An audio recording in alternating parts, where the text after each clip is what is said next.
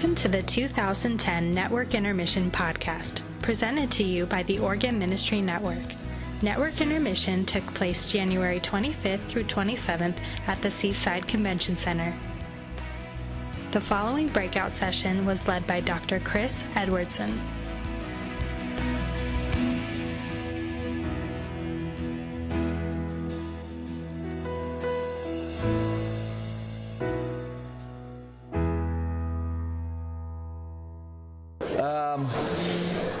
I'm reminded of my check-in. I feel somewhat unqualified to be in the club here. And I remember just coming to the check-in, and it's, where you're pastoring and so forth, and thank you very much. And so I said, well, no, I'm not a pastor, but I did stay in a Holiday Inn last night, which was really nice. And I was also wondering, about my title and my assistant. She was away when Boyd and I were sitting together, and his assistant called him and said, "We need a title for this talk." And he said, "What do you want to call it?" And I said, "How to Change Your Life in 90 Days." And we were very pleased with our creativity.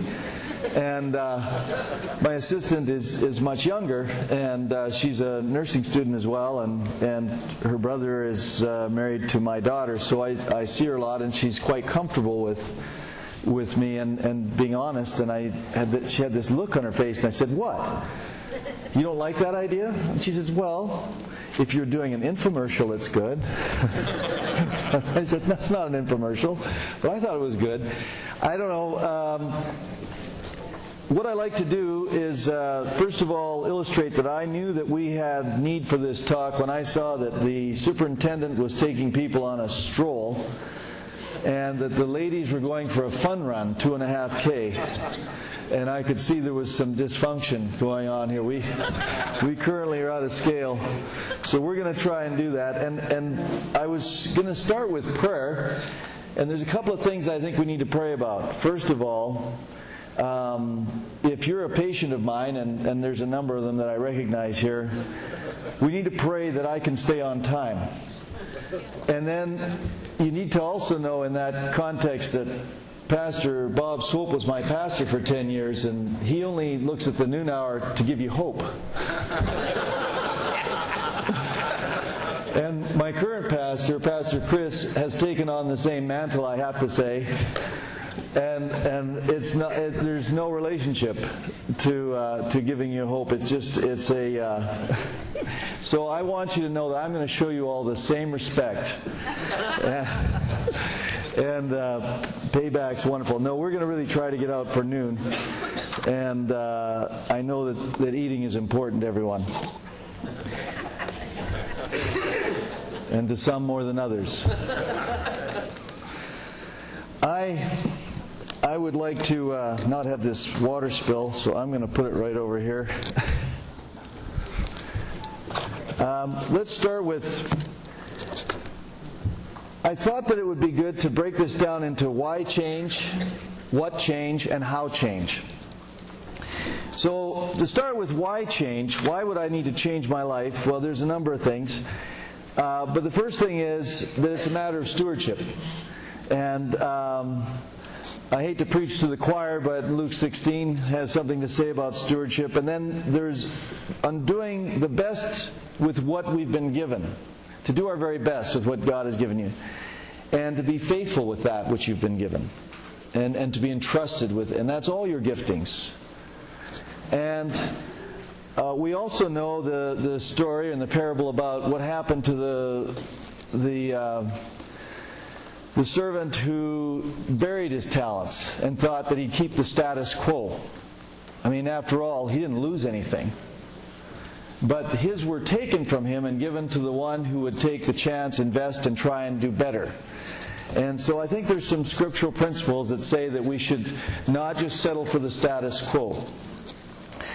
Secondly, just the need to strive for excellence, I think, is inbred in us. I think it's part of God's nature that He gave to mankind.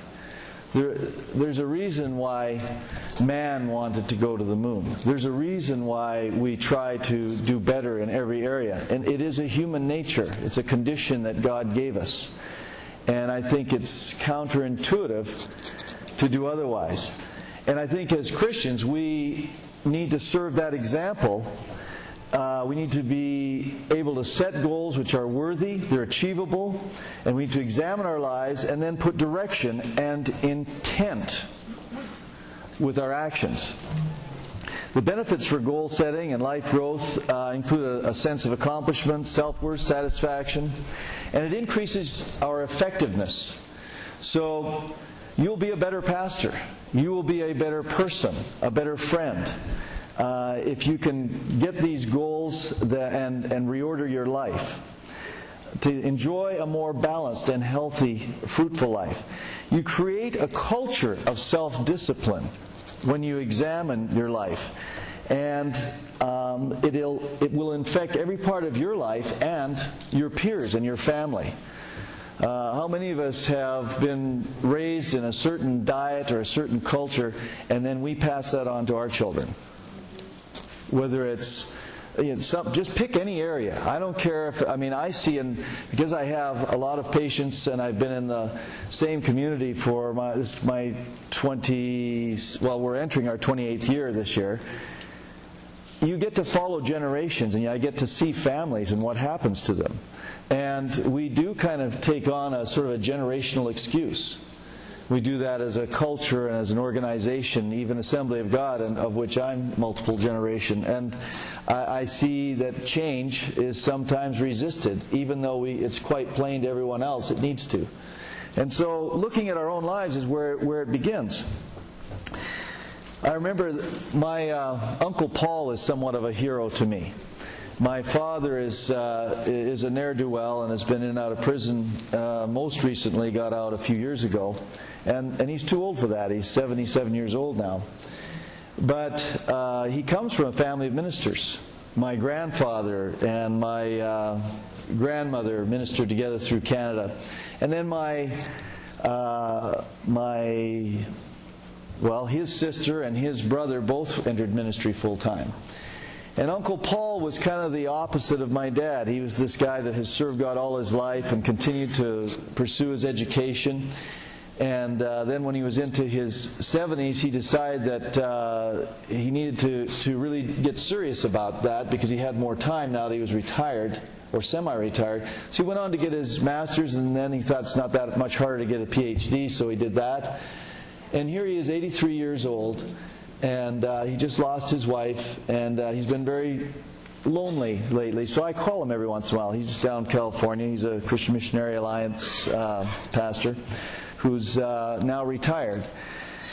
And on the way here, he was concerned. He wanted to talk to me because he just not feeling good. His energy level was low, and he just didn't have ambition. And the usual Paul was just gone. And it was he wasn't depressed, but he was lonely, and he felt like he would start the day okay, but then he ran out of energy before the day was gone. And I managed to talk to him on 5 different phone calls on the way here because you keep losing your cell service on this.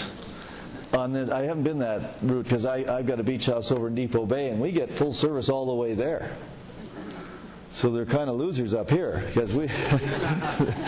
But I think maybe you're supposed to enjoy nature. Anyway, this phone call, I think he was getting annoyed at me for all the callbacks after a while, but I managed to finish the conversation with him, and by talking to him about, he'd had all the medical tests, and his heart was fine, and lungs, and so on.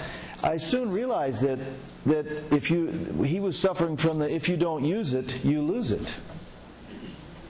And he is somebody who'd always had goals and always had purpose, and I extracted from him that he felt he had no purpose. And so I prescribed for him an exercise program and told him, I said, well, your problem is you got lazy. You think just because you're 83 you can quit? Find that in the Bible. Show me where you're not allowed to, you're going to rest now. I said, Paul, that's what's wrong with you. You need to start exercising. Go out and get some shoes today. I'll be calling later. See what kind you got. And you start walking. And I said, pretty soon you'll be able to walk all day. I said, this is not you. I said, when's the last time you exercised? He said, well, probably when his wife died. I said, well, how long are you going to pity yourself? Get to work. And he was so happy, and he was glad I called, and he said that, he said, it's funny, it's that simple, I just never thought of that. He said, I guess I don't exercise anymore, I don't do anything. But because he didn't use it, he lost it. And he can get it back, but it's a lot quicker. The older you are, the quicker you lose it. So there's some good reasons here to look at your life and assess goals and make changes. Secondly, if you don't change, everything suffers. Talking about exercise and fitness, you can reduce the incidence of cardiovascular disease, mortality, in other words, death from heart attacks and strokes and so on, by 25 to 50% if you follow national guidelines of 30 to 60 minutes a day. And that's every day. And it's proven to treat and prevent mood disorder, sleep problems, stress-related illness, and actually studies are now, more than one study has proven a reduction of colon cancer and breast cancer by 25% in people who are continually exercising versus those who are overweight and sedentary. I suspect that nobody knows the mechanism, but I suspect it has something to do with the immune system and boost in that, and because we're always fighting off cancer. We don't know it, but we are. We're always fighting off cancer, skin cancer, colon, everywhere. And it's the ones that get away you hear about. But millions of others have been defeated by the body. Now, interestingly, obesity is a big issue, and I didn't mean that as some kind of a joke. But it is. It leads to more than 30 morbidities and mortality. And if you look at your handout, there's one there, and I think it's the first one. Those are the comorbid, or the things that are associated with being overweight, with severe obesity. And these are all research proven. This is not opinion. This is fact. And then the incidence of cancers that are increased with obesity include uterine, prostate, breast, colon, and ovarian cancer. Now, that's a preventable risk factor. And that's something that's a big motivator for me, because I've seen people die of all of these things. And if you, one of the things in there, for example, did you know that if you dropped 11 pounds, if you're overweight and you drop the first 11 pounds, decreases your diabetes risk by half? The first 11 pounds of being overweight that you drops your diabetes risk. If you're not diabetic yet, but you're at risk for it, and you drop that 11 pounds, by half, you've dropped your risk of developing diabetes. Reader's Digest came out with a review from the U.S. government survey, and they do a nice capsule summary, and I happened to pick that up in my waiting room. And I wasn't waiting, I just thought it was a good title. And there was a drop in the 88 to 94 time period to 2001-2006. The number of people who exercised dropped from 53% of the country to 43%. The number of people who are significantly obese went from 28% to 36%, and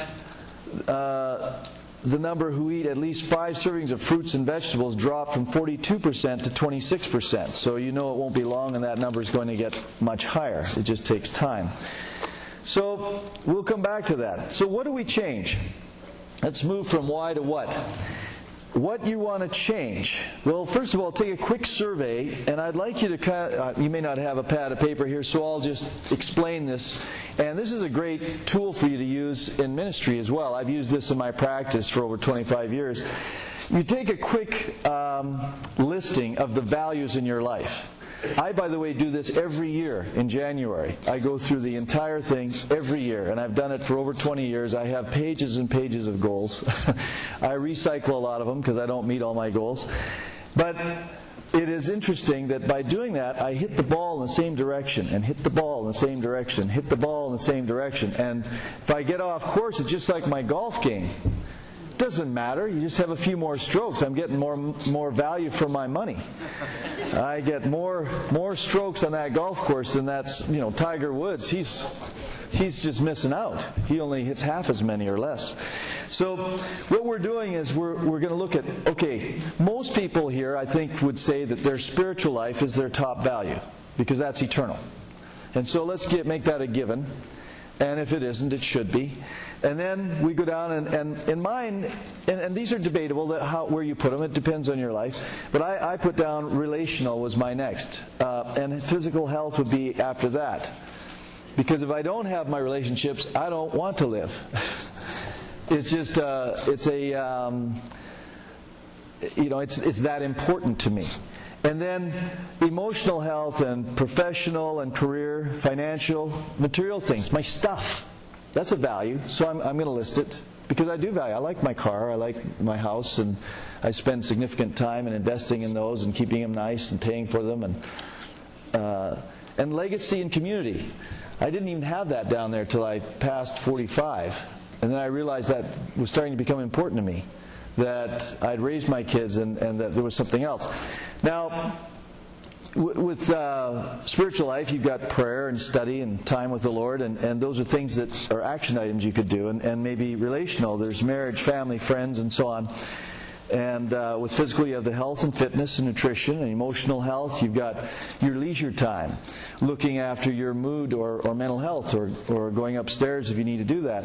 And you've got professional and career, it's your work, your education, pursuing further education, and maybe with financial material.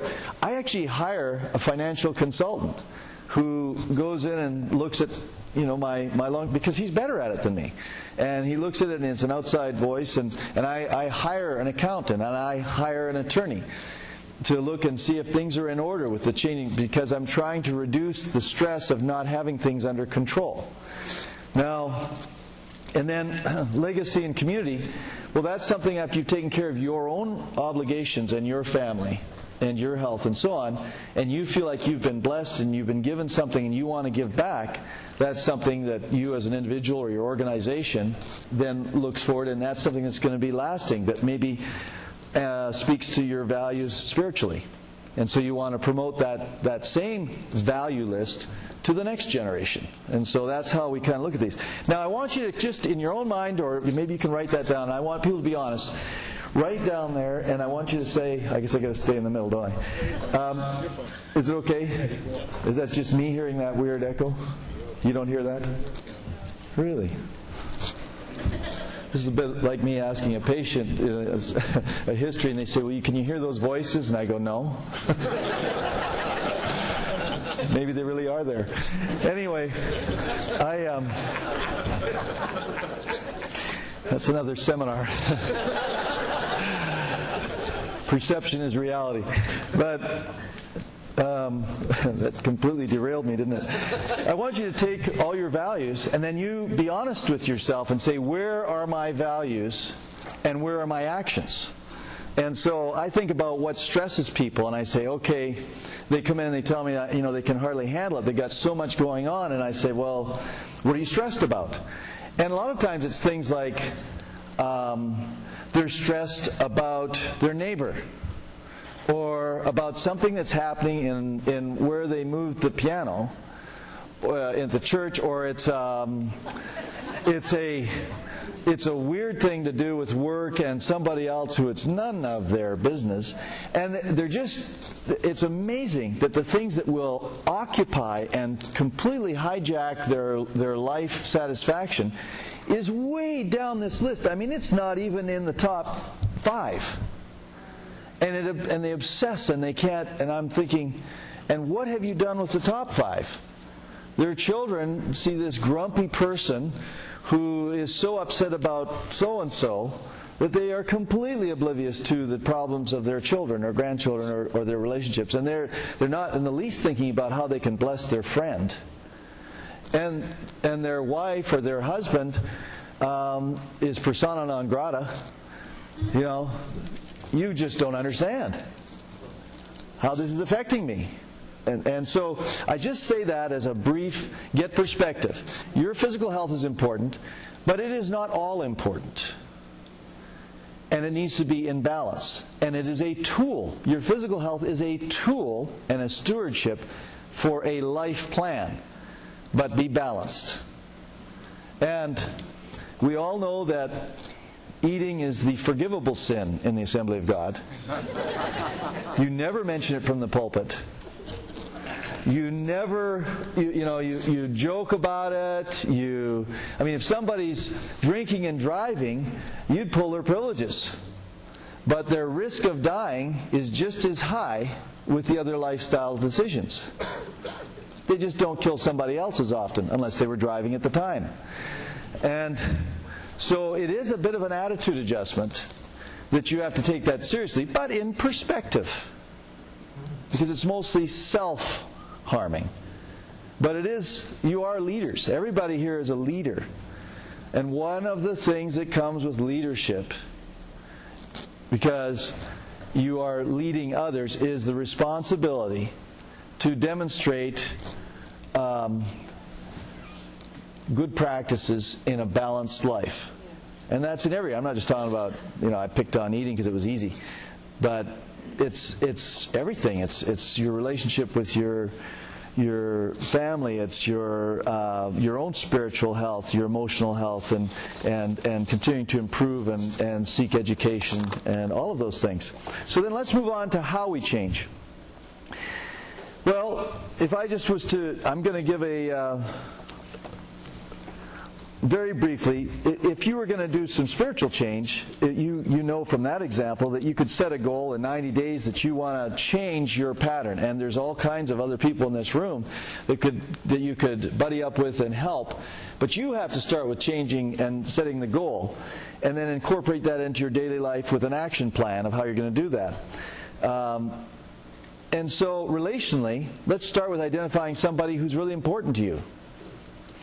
It is amazing to me, it is astounding to me that functional people who are in places of leadership are in situations in their own personal relationships, and statistically, I guarantee you, many of you are in this describes you.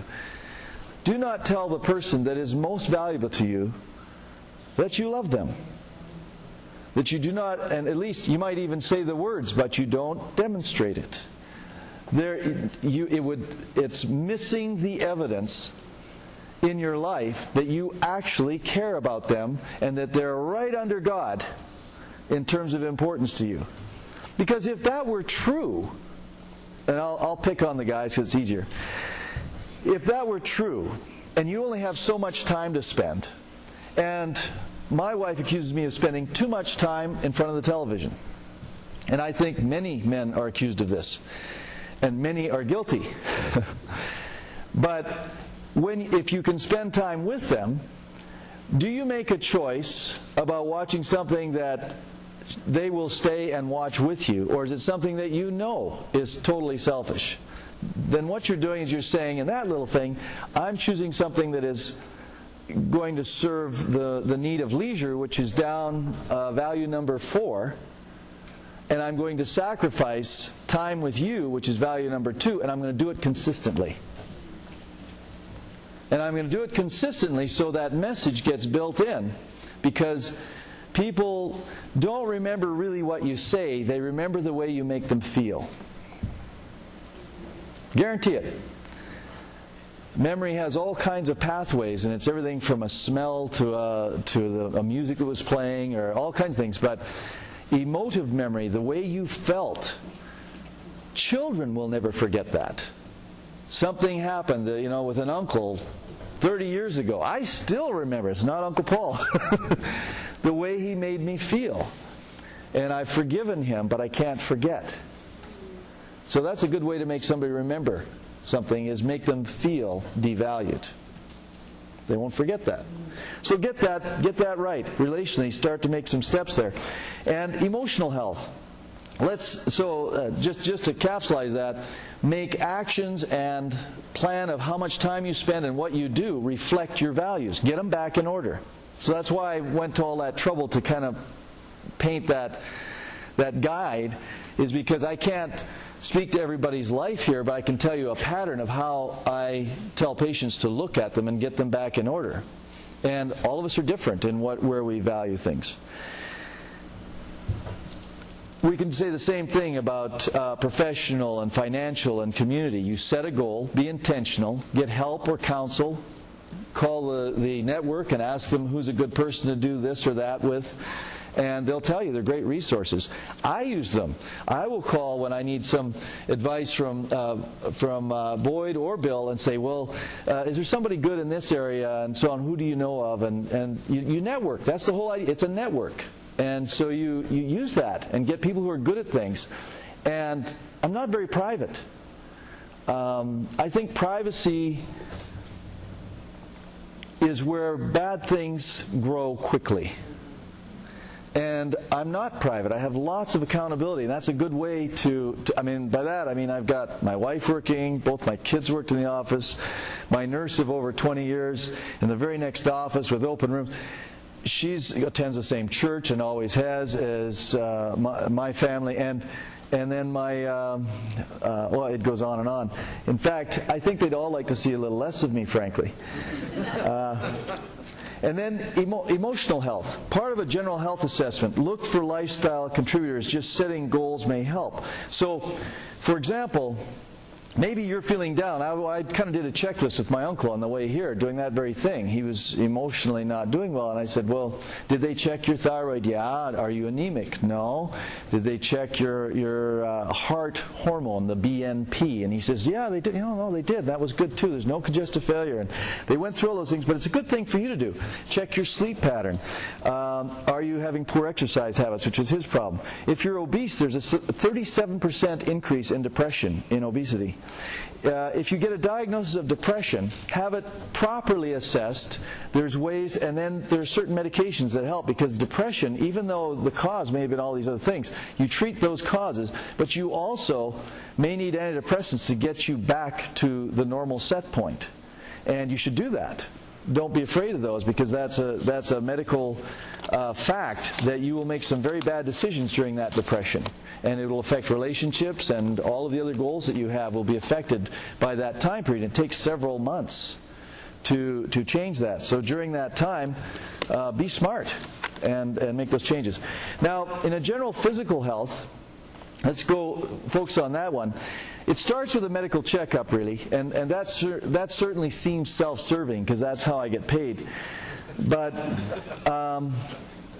I have to say that it is very sound medical advice, though.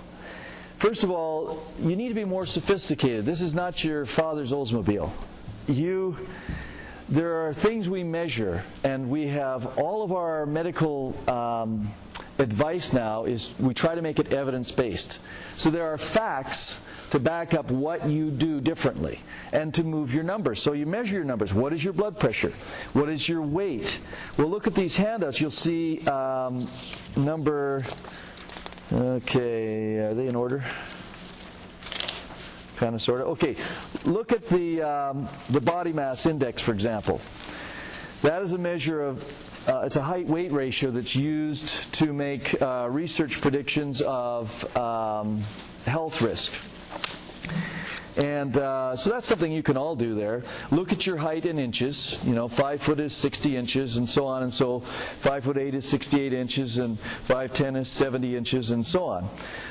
And I'm 1 inch above the scale here, so nobody gets to know my BMI. And then you go over to your weight, and basically I can tell you that you're overweight from 25 to 30, above 25 to 30, and that you're obese. And remember, this is not an adjective. This is a noun now. This is like saying you are diabetic, or you are somebody with cancer. You are obese. It's a medical condition. And we no longer talk about it as a describer, because it's a health condition. And so when you reach 30, you are now obese, and that carries significant risk for all of these things that we talked about, comorbidities and mortality, with various numbers attached to all of them. And believe me, you'll find out that when you apply for life insurance. They're not shy about applying that. And then, morbidly obese is 35 and up. Well, morbid is not, it's a medical term, and it refers to death risk, basically. And so that you get the picture. Then over on the left side, if you look at the flip side of the first handout, they have a thing called the Framingham, Massachusetts Risk Calculator. Essentially, if you get your numbers from this, just using your age, your sex, because it's different for male and female, they're just a little behind us. Same risk factors, but it takes them longer. You get the total cholesterol, whether they're smokers or not, what their HDL is, what their blood pressure is, and then you add up the points. And then that leads to the risk factor. And, going through mine, I had somewhere between a 6 and an 8% chance of dying in the next 10 years of coronary disease. And I've done most of the things I can to reduce risk factors, but there's some you can't change, like your age, your sex. Well, you can change that, but it doesn't change your risk. So don't consider that a help, because it's not. And so those are sobering facts. This Framingham calculator, by the way, is something that was done over the course of 50 years of research, and they used a large body of statistics measuring this in people and just seeing what happened to them. And so this, as a study goes, this is the holy grail of medical studies, the Framingham study. It's the most quoted, and it's the one that established the pattern we have, knowing what the enemy was, that cardiovascular risk. Now, let's break that down a little bit. If you have blood pressure over 120, which certainly I do. I'm not treated, but I have blood pressure over 120. That's considered pre-hypertension. It's not normal. Normal is under 120. And we used to accept normal because as people got older, their blood pressure got higher. And we used to think 160 was normal. But because we had no evidence that it wasn't. But then the Framingham study showed that the higher it was, the more people died. And then we calculated that risk by isolating it from other things, statistically. And so this is not conjecture that somebody cooked up. This you can take this to the bank or to the hospital, as the case may be. And then looking at if you look in America, this applies to America. 7 out of 10 of us will need blood pressure medication by the time we're 60. And 7 of those 10 will need 3 medicines to get it to target, which is 135 or lower. Furthermore, there is not a low point yet in which your blood pressure drop quits benefiting you. It continues to benefit until you pass out. But the point is that all that pressure is wear and tear. So just think about your bicycle tire or your car tire. If it's overinflated, you get a blowout quicker, basically. Now, looking at blood sugar, we used to think it was normal all the way up to 140 or even 160. We didn't get excited because you couldn't see any symptoms. You're not going to get blurry eyes, your vision from sugar floating in there until you get higher than that. So we didn't know the harm diabetes caused and blood sugar that was abnormal. And then we came out with this handout I want you to study at home is this metabolic syndrome.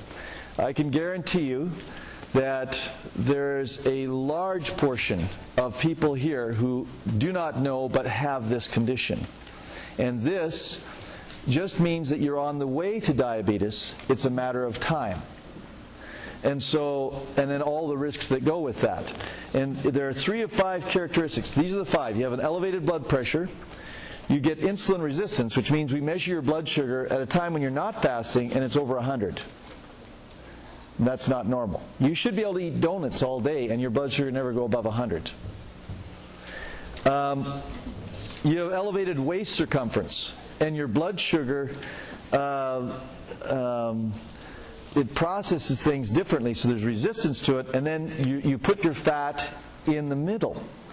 And this middle fat, they actually find it's an organ of its own because it resists insulin.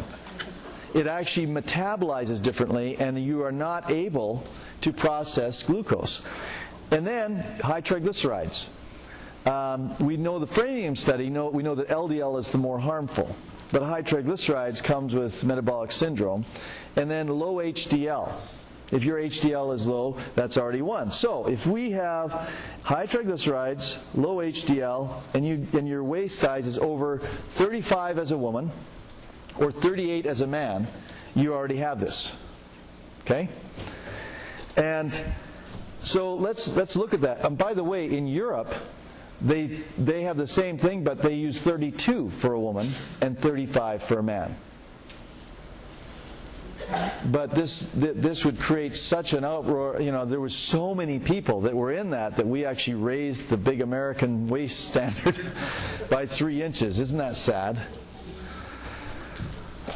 So now there's hope. All of this stuff is reversible. Lipids. If you want to keep your cholesterol below 130 is the normal.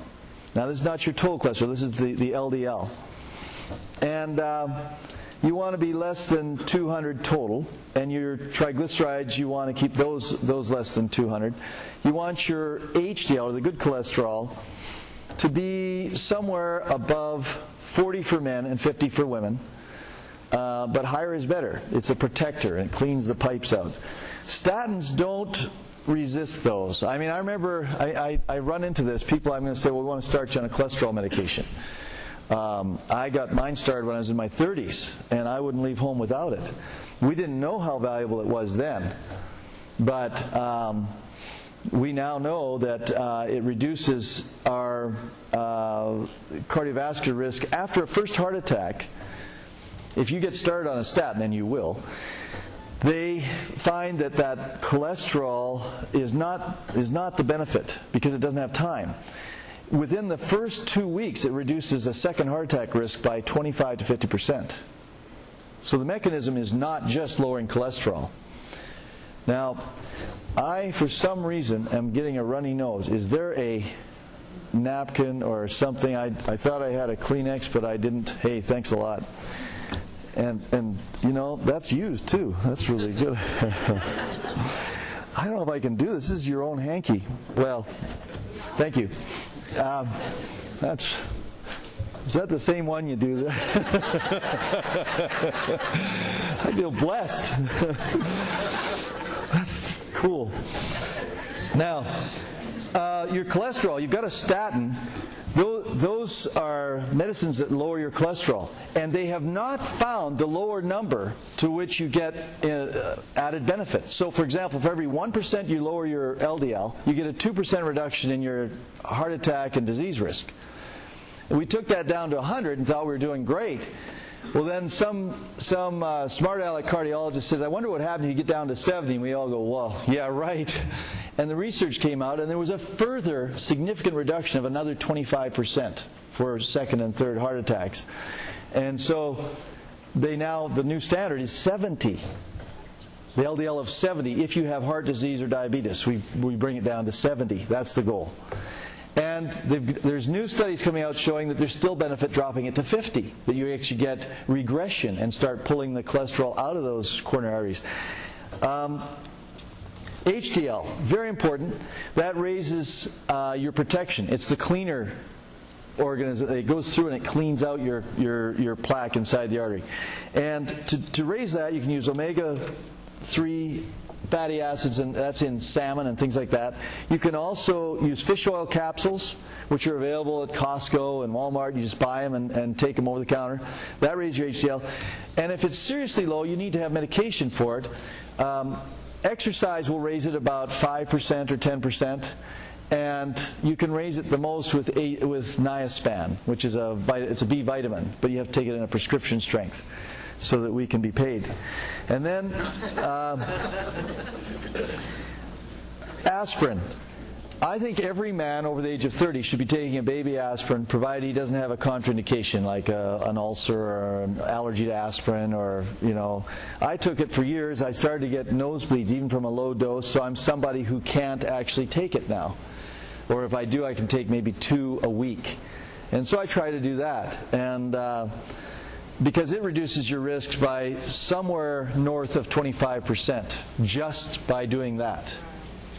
And I'm serious about this stuff because I see it every day, and it's so much better to prevent than to have to go through that long haul, that depression of feeling the vulnerability and the removal of that it can't happen to me to it did happen to me, and what good is my life, And there's probably a number of people here who've had bypasses and heart attacks and so on, and it's amazing how reversible and how much better you can get even after that and get recovery. Overweight or obese risk factor. Remember, that's a noun. It's not an adjective. Obesity and overweight is a noun. It's a diagnosis. It's a condition. So think that way.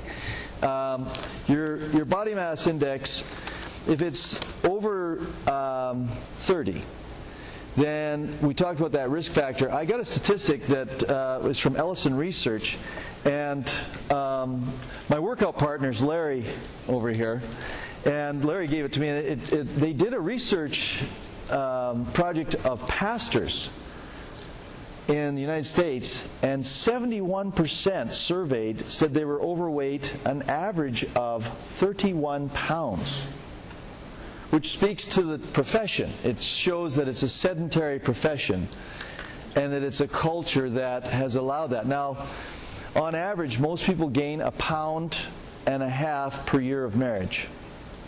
That's kind of you have to fight that. That's what the metabolism does. Now, it's not your wife's fault, and it's not your husband's fault, but it is the nature as you age that you have to reverse that. It takes more energy and less food to live. Now, one of the things I gave you was a handout on your calories. So I'd like you to kind of look at that and see how many calories for your age and so on, and they're all between about 2,000 and 3,000. Some skinny minis are down at 1,800, but for the most part, it's about there. And I want you to have this take home. If you just drop 500 calories from your diet a day, you'll drop about 1.5 pounds per week. Okay? You drop about 500 calories from whatever you're eating now a day. So that's like, what, 2 slices of pizza? One? Okay. You're probably not eating the Papa Murphy's veggie thin crust. It's the Chicago, yeah. Marshall, come on. So if you were to drop that consistently, you will drop about 1.5 pounds a week on average. And it varies with the amount of exercise you do, of course, because you want to do exercise. So if you have a 10 to 20% reduction in your weight, that's a reasonable goal in 90 days. But remember, I'm changing your life in 90 days. And that reduction, remember how much it dropped your risk factor for diabetes and heart disease and doing the regular exercise? That you just changed your life. We don't know how many years or whatever you've added to, or you might completely avoid altogether the final event that would have been premature. And I'm passionate about that because I've seen young people die needlessly. And doctor colleagues and family members, and it is unnecessary. It's sad. And I can't laugh about it. It's like colon cancer screening. Some of you are over 50 and you should have had your colon cancer screen. And so you turn to your neighbor and that'll be the day, and you nudge them and this and that. And you don't feel like doing that when you visit them in the hospital and they're got cancer in their liver and they had a preventable disease. It's not funny. That joke is very harmful. And so I got where I couldn't joke with patients anymore over things that I recommended. I remember one fella, he's a gay man, and so for some reason he was adverse to having a colonoscopy. And I thought that was kind of ironic. And I said, well, what is your deal? He said, I just can't. He's emotional about it. And so he was pretty faithful getting his physicals, and he was probably 56. And I finally told him, I said, you know what? I don't know if I can continue being your doctor. I said, I'm not going to sit here, tell you what the things are, and then you don't change.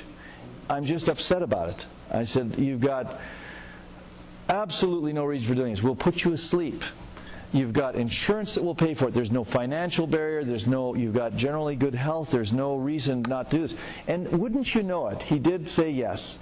And wouldn't you know it, he would happen to be that rare individual who had a colon cancer, completely contained in a polyp, and was removed, and he was cured of cancer. And it's been 5 years since that happened. And boy, he sends me more cases, because he's on the opposite side now. He doesn't joke about it. He tells people to make sure they get it done. It saved his life. And he's a big fan now. And he came to me in tears afterwards, and he said, I am so sorry for how I did that, and the people I joked with. That you're right, because I told him, I said, if I let you get by this, you're going to go tell your friends, you're going to tell your family, and I said, and you're just going to, who knows how many people you're going to kill. And I probably shouldn't have said that to him, because he took it to heart. He was a sensitive guy. But anyway, he's completely opposite now, and he's healthy, and he's doing well. So I encourage you, if you're over 50, I may just save your life if I changed your mind right now. Then diets. I know we've run out of time, and it's 10 after, and I really did notice when it was noon. I just didn't care. And so, well, isn't that what you guys do? So anyway, you look at handout number 4, and it's got the calorie average, but then there's some diets. I want you to just write mypyramid.gov, all one. And then you can Google DASH diet is another one. And American Heart Association has a Change Your Life in 90 Days program too, just out for Go Red February month. So those 3 organizations all have a lot to say about diets. And in fact, you've got lots of free stuff, lots of information that are available on these sites.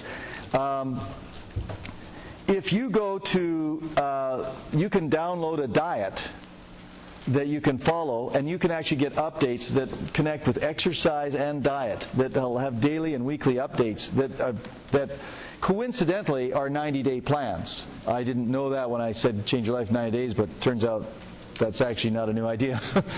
Somebody already had that in the national program. So, but I still thought of it. Anyway, they've got that, and it's in mypyramid.gov is the one that gives you these diet plans, and you can print them out. They're 4-color, they're beautiful, and there's plenty of them, and the different levels. You can assess what's appropriate for you. And then the American Heart Association link to the Go Red. And if you have trouble with any of these, look on our brochure. My daughter wrote both of these. She's a PA with a master's, and she does all of our clinic education. And if you look on here, it says dfmcare.com. DFMcare, it's right here. And you don't have to use the big letters. I think you can do it any way you want, but the font doesn't matter. But if you do that, there's a link to education, and then there's links to very safe sites like UpToDate and WebMD and all of these that you can get into. If you just remember that one, you can get to all the rest. Now, I know we've run out of time, so I'm just going to tell you a quick fitness, my pearls, if you will, the pearls. First of all, I want to tell you one of my pearls is to get a partner. Larry is my good friend, and one of the best things that happened to me, I had Jay Anderson before, but he decided to go help Stan Russell, and he left town. He didn't care about me. And if you see him, well, you can go ahead and tell him. You've heard what a cad he is. For he left me high and dry, and he got a personal trainer up there with Stan, but he didn't care about me. Larry cares about me. And so Larry is faithful, and he happens to be between churches, but you can't have him because he's busy, okay? I really work best with a partner. And so Larry and I started walking or running, but I've always done this, but I've had to go through a few partners. They've been leaving town, and nobody's died. They keep leaving town or doing this, but you get a partner. I mean, this goes back to when Marshall Snyder was in town. That was before he lost his weight now, but he had gained it in between when he left, and then he was thin before. Remember that? Yeah, Leslie will tell you that. So he used to be a partner, and we used to walk. But I do that, and I think it's important because I'm so relational that I don't want to disappoint the other person who's going to be there. I'm sure to be there. It's a commitment. That's more important. You remember I told you my value number 2 was above my health, which was number 3. So I had to link it, knowing my behavior. that would drive it. And so I just figured out what drove my values. So I don't want to disappoint Larry, so I'm going to be there. Now Larry is very motivated. He's not private, and he allowed me to share this, and I was going to interview him and Julie, but we just had less time than originally I thought, and so I'm not going to be able to do that. And I already asked Julie if it would hurt her feelings, and she said no, and I'll tell you what she was going to say. And then Larry, but I'll just tell you briefly, Larry is a great example of somebody who changed his life. He lost both his brothers from early heart disease in their 50s. Were they both in their 50s? Early 50s. And he's 48. 47. He's going to be 48.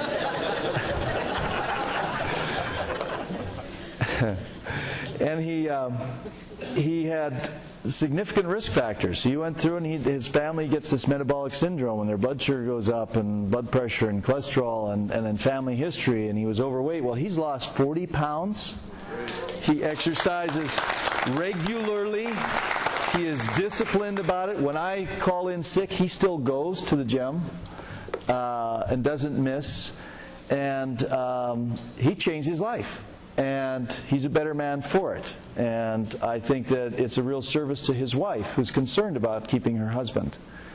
And so if you value relationship more than health and you tie it to that goal, maybe that'll get you out of bed in the morning. Don't do it for you, but do it for her. Or don't do it for him. I said that wrong. Anyway, endurance, resistance, and flexibility training. There's 3 kinds. And I'll just briefly tell you that Julie over there has put a whole bunch of her favorite snacks that are healthy snacks that she's purchased and will be reimbursed by the district for it. And I said it was me, but I was going to do this. So so I want you to just go look at that. She's somebody who changed her life. She took up running. And she happens to also be in the Dallas church. And then she got my wife and my daughter running. But she's doing the Couch to 5K, which is a 90-day program. And you can stretch it out further. You can talk to her. And there's also a website for it. And so look at that. And you can start from the couch and start just walking. And they do interval training. And they walk a bit, then they run for a minute, and so on. And they keep building it up. And they have a program that they follow. And if you're somebody that's easily injured, then you have to watch, make sure you have good shoes. You might need to slow that progress and do more of the walking and less of the running and so on until you get things into a healthy balance. And that is a wonderful program. And there's been great enthusiasm with it. By the way, how many of these people came with you on that fun run this morning? 6 of you. Very good. And how many went on the stroll with the district superintendent? 7. 7. All righty. How many of those 15 people are here today? See, now that's just sad. The ones that didn't need it are the ones that are here. But anyway, it's a great example. I didn't go. It was a bit early. And I decided I would just walk later when I could have more one-on-one attention.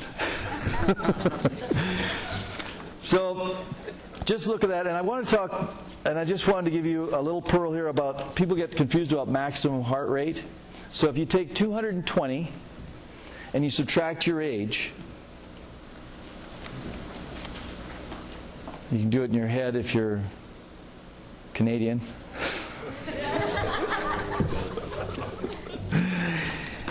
Or if you just have even numbers of age. Anyway, and then you multiply by, say, 65%. It's 60 to 70, depending on other factors. But say 65%, so multiply by 0.65. That is your maximum heart rate. And the maximum heart rate was the 220 minus your 55, but you want to go to around 65% of your maximum heart rate for about 30 minutes. Now, I'll say that again. You take 220, subtract your age, multiply by 65. Exercise to approximately that target level for 30 minutes. You do that every day, and what you're doing is you're cleaning out the pipes, so to speak, because we now think that heart attacks occur from a perfect storm. Cholesterol is sludging through your veins because you just had a steak or something, French fries and a hamburger. And yes, I eat that stuff too. I'm not saying I don't do it. And then you didn't take your aspirin that day, and you sat around reading the Word of God. And then you flipped on the television to watch the latest TV preacher, and you've done all the right stuff. And then your blood pressure pills you quit taking, or you didn't know you had high blood pressure. And all of a sudden, you get up quickly because somebody called you to dinner. And then that final clot occurs. Now, you can take almost any one of those factors might have prevented it that day. Eventually it builds up to where it obscures, but it isn't like that. It isn't that it's not like a pipe in your sink that, it just starts getting clogged gradually and gradually and gradually. It's like you get a clump of hair all of a sudden. That's what happens, is a clot occurs in a restricted artery when other conditions are present. So if you actually look at your blood when they draw it, if you have really high cholesterol, there's this foamy yellow stuff on top if you have really high cholesterol or triglycerides. It's really gross. And if you have normal, you don't see that. You just see red blood. But that stuff, it's fat floating through your bloodstream. That's actually what happens. I still like a steak, don't get me wrong. But I would not go without my statin. And so exercising helps reduce that risk, getting all of these things. I know we're completely out of time, so I'll just close this by saying those references, UpToDate, WebMD, American Heart Association, mypyramid.gov, the dash. You can do links through DFM Care, and there's some handouts that we gave you there.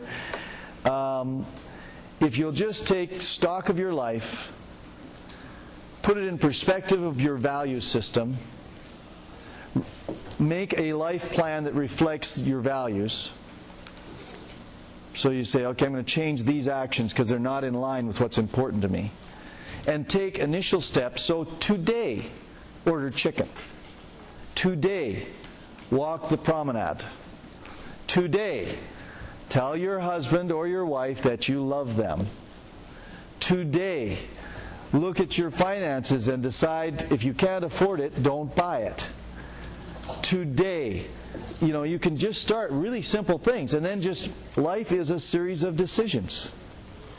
And if you prioritize those decisions and do them right, you'll change your life in 90 days, or your money back.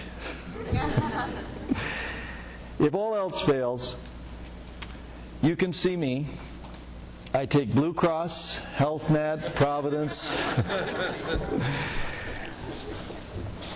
And you should see your doctor and just get a checkup on your health, and then set some goals. Get those numbers that I gave you and see where they are and move them. They're movable. And then we'd like to see you back next year. And that's then mission accomplished. I am only mildly sorry I kept you past lunch. I feel quite justified, and in honesty. But I am hungry myself, and so in selfish desire, I'm going to close this. Just shows you what kind of person I am. I think that's terrible, but it's true. Thank you, Lord, for this fellowship they are so precious, Lord, and they mean a lot to me and to so many people. They influence so many of your people. And so this group of leaders, Lord, I pray that where they are weak, you will make them strong. And that, Lord, with your help, that changes will occur, and that effectiveness will increase, that relationships will be appropriate and restored, and that, Lord, health, which honors you in stewardship, will occur. In Jesus' name, amen. Thank you.